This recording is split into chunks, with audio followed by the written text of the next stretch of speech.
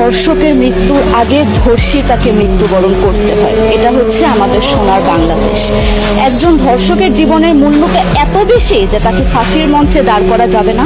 আমরা বাংলাদেশে কয়জন ধর্ষকের নাম জানি যাকে কঠোর থেকে কঠোরতম শাস্তি দেওয়া হয়েছে, যাকে ফাঁসির মঞ্চে দাঁড় করা হয়েছে? আমরা কি আদৌ কেউ জানি? জানি না। অথচ আমরা কতগুলো যারা যারা ধর্ষিত হয়েছে তাদের নাম জানি। অনেক বড় এই লিস্ট, আসলে অনেক বড়, বলে শেষ করা যাবে না। কুমিল্লার তনু, মাগুরার আসিয়া, 2 দিন আগেও কিশোরগঞ্জে 8ম শ্রেণীর একটি ছাত্রীকে বাসা থেকে তুলে নিয়ে ধর্ষণ করা হচ্ছে। বাবার হাতে মেয়ে ধর্ষিত হচ্ছে, ভাইয়ের হাতে বোন ধর্ষিত হচ্ছে। আমরা আসলে নিরাপত্তা কোথায়? আমার মনে হচ্ছে আমরা যেন আইয়ানে জাহিলিয়া যুগে চলে গিয়েছি।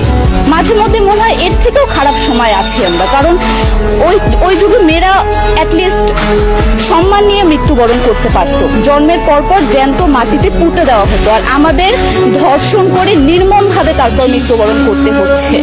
যদি সরকার আমাদের ওই নিরাপত্তা নাই দিতে পারে, তাহলে সরকারের কাছে আমাদের অনুরোধ, আমাদের জ্যান্ত মাটিতে পুঁতে দেখ। আমরা বেঁচে থাকতে চাই না, আমরা সম্মান নিয়ে মৃত্যুবরণ করতে চাই।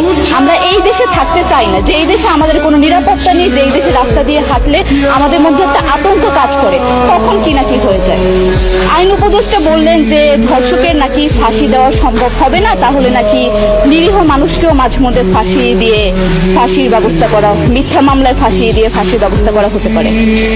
আইন উপদেষ্টার কাছে আমার প্রশ্ন, আল্লাহ না করুক আজকে যদি আপনার কাছের কেউ, আপনার বোন অথবা আপনার স্ত্রী অথবা আপনার মেয়ের সাথে যদি এরকম কোনো কিছু হতো, আপনি কি আসলে এটা বলতে পারতেন যে না, ধর্ষককে ফাঁসি দেওয়া যাবে না?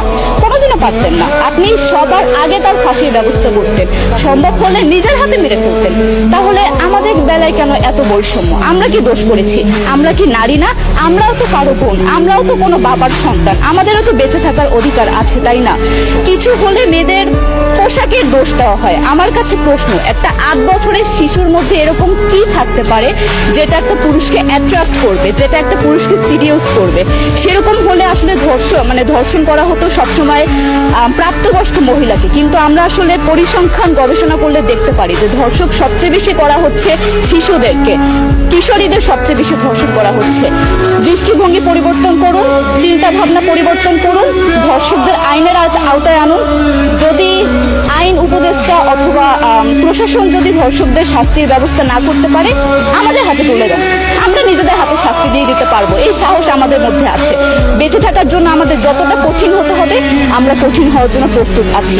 আমরা ফাঁসি চাই, ধর্ষকদের কঠোর থেকে কঠোরতম শাস্তি চাই। যতদিন না পর্যন্ত ফাঁসি দেওয়া হবে, যতদিন না পর্যন্ত ধর্ষকদের শাস্তির ব্যবস্থা করা হবে, আমরা আমাদের আন্দোলন অব্যাহত রাখবো। দরকার হলে আমরা শিক্ষা প্রতিষ্ঠান বন্ধ করে দিব, তবুও আমরা থামবো না। এটাই আমাদের দাবি।